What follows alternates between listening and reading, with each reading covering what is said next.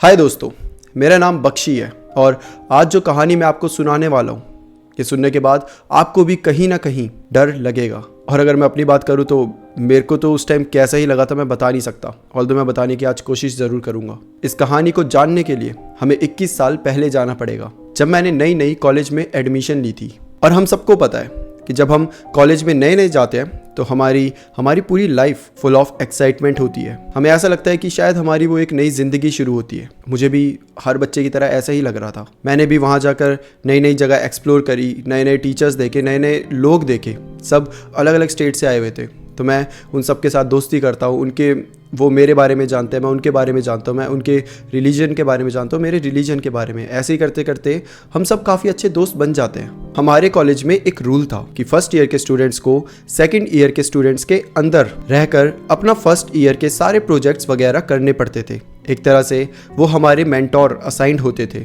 हमें प्रोफेसर्स सिर्फ पढ़ाने आते थे, बाकी असाइनमेंट्स, प्रोजेक्ट्स, ये सारी चीज़ें हमारे मेंटोर्स यानी कि हमारे सीनियर्स देखते थे। और इसीलिए हमारे बैच को ग्रुप्स में डिवाइड किया गया था। मेरे ग्रुप में टोटल 5 लोग थे। वैसे तो उन 5 लोगों को याद रखना इतना ज़्यादा इंपॉर्टेंट है नहीं, बस उनमें से आप एक लड़के का नाम जान लीजिए जिसका नाम मैक्स था, क्योंकि मैक्स आगे चलकर मेरा बेस्ट फ्रेंड बनता है। इसी तरीके से मेरे कॉलेज के 2 महीने बहुत आराम से निकलते हैं। मैं काफ़ी चिल टाइप का लड़का था। सुबह कॉलेज जाता, वहाँ पर पढ़ाई करता, घर में आता, घर में अपना मौज मस्ती करता। मेरा हमेशा से एक गुरु मंत्र है कि जब होगा तब देखा जाएगा।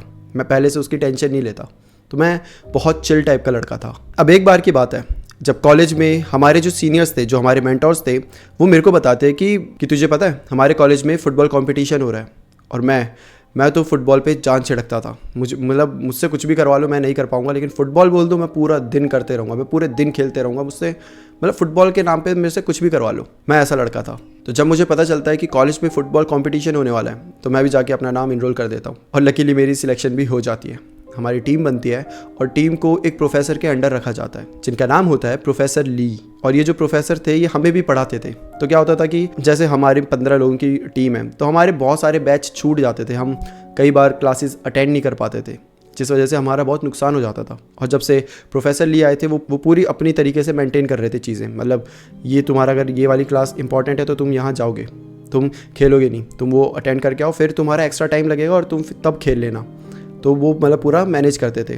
ठीक है, ऐसे करते करते कुछ टाइम निकल जाता है। प्रोफेसर ली के बारे में अगर मैं बताऊं तो वो बहुत ज़्यादा हैंडसम, बहुत ज़्यादा चार्मिंग प्रोफेसर है। इतने कि हमारी क्लास की लड़कियां तक उन पर जान छिड़कती हैं। वो होता नहीं है कि ये प्रोफेसर की क्लास कभी मिस नहीं करनी। लड़कियों में भी एक वो होता था कि प्रोफेसर ली की क्लास कभी मिस नहीं करनी, चाहे वो पूरे टाइम बंक करेंगे, प्रोफेसर ली के टाइम में सारी लड़कियां मौजूद रहती थी। उनका चार्म एक्चुअली बहुत क्रेजी था। भाई उनका ऑरा था। वो जब चलते थे ना तो लोग उन्हें मुड़ मुड़ के देखते थे। दिखने में इतने अच्छे, उनकी बात करने का तरीका इतना प्यारा। बाकी सारे प्रोफेसर जहाँ हमें एकदम खड़ूस से लगते थे, जिनसे बात करने का मन ही नहीं करता था।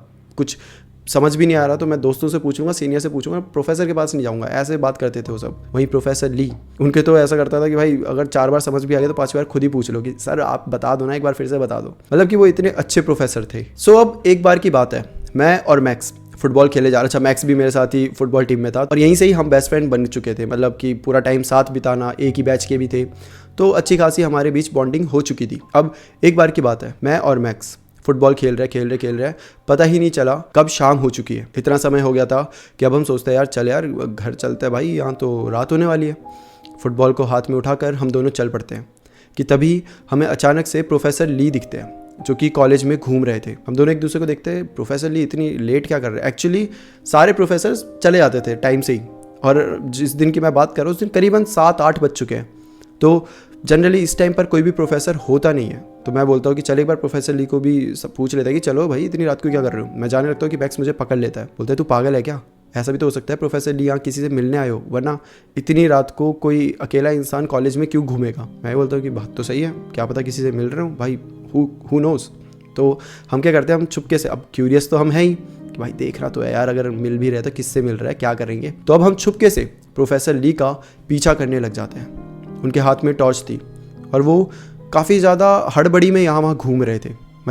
ऐसा नहीं है कि वो बहुत आराम से किसी का वेट करे कुछ, वो बहुत हड़बड़ी यहाँ वहाँ चल रहे हैं, यहाँ देख रहे हैं आसपास कि कोई देख तो नहीं, इस टाइप से। हमें भी समझ नहीं आ रहा था कि प्रोफेसर ली ऐसा एक्ट क्यों कर रहे हैं। ठीक है, अब धीरे धीरे वो क्या करते हैं कि कॉलेज के पीछे वाले दरवाजे से एग्जिट कर लेते हैं। अब पीछे वाला जो दरवाज़ा था उससे मतलब पीछे साइड पूरा जंगल ही जंगल था, तो कोई भी वहाँ से आना जाना प्रेफर नहीं करता था, सब आगे वाले दरवाजे से ही जाते थे।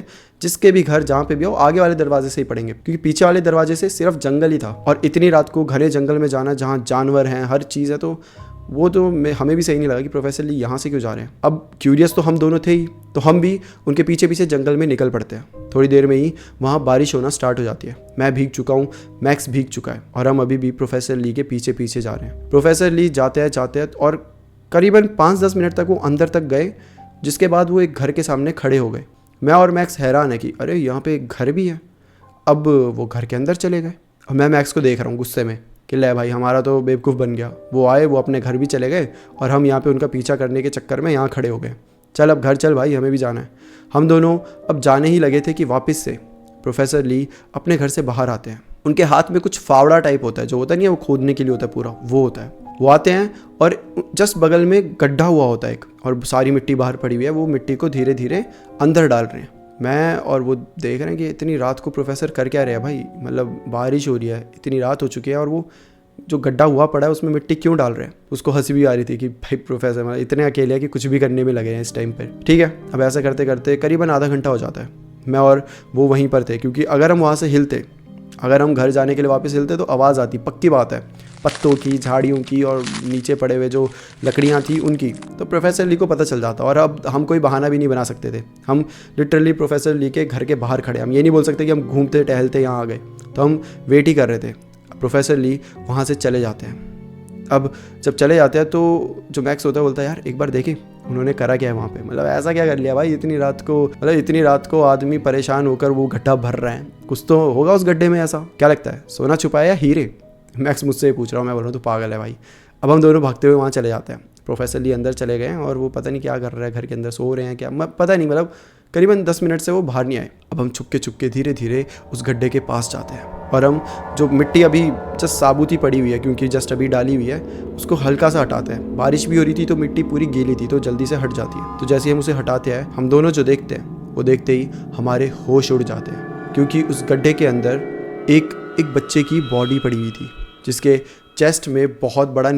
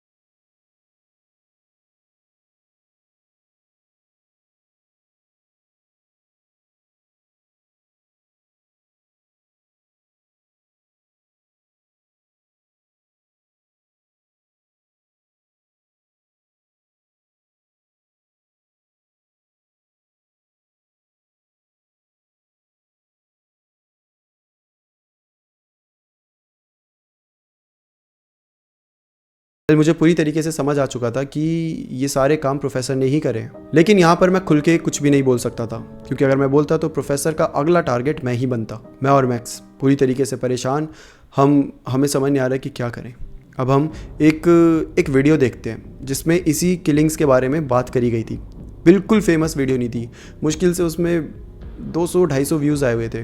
वो कोई लोकल ही था उसी कॉलेज का, जो बता रहा था कि कैसे उसके दोस्त एक एक करके गायब हो रहे हैं और कैसे पुलिस उनकी हेल्प नहीं कर पा रही। जिसके नीचे बहुत सारे कमेंट्स भी थे कि आई होप जो किलर है वो मारा जाए, आई होप किलर को पकड़ा जाए, जल्दी से जल्दी किलर को पकड़ो, ऐसे टाइप के 7-8 कमेंट्स होंगे। अब अगला दिन होता है, मैं और मेरे दोस्त कॉलेज जाते हैं, क्योंकि हमने 2-4 दिन की छुट्टी कर ली होती है। तो अब हम कॉलेज जाते हैं और मैं उसे वही बातें बता रहा हूँ और उसको वही जो वो हम देख नहीं रहे थे वीडियो उस दिन, उसी वीडियो को खोल कर नीचे जो कमेंट्स कर रहे थे उनसे कांटेक्ट करने की हम दोनों कोशिश कर रहे हैं कि कैसे तो करके उस बंदे से हमारी कांटेक्ट हो जाए जो कह रहा था कि उसके दोस्त वोस्त गायब हो गए। जब मैं उसकी वीडियो चला के उसे कांटेक्ट कर ही रहा था कि तभी अचानक से पीछे हमारे प्रोफेसर ली खड़े हो जाते हैं और बोलते हैं कि तुम दोनों इतने ध्यान से क्या कर रहे हो।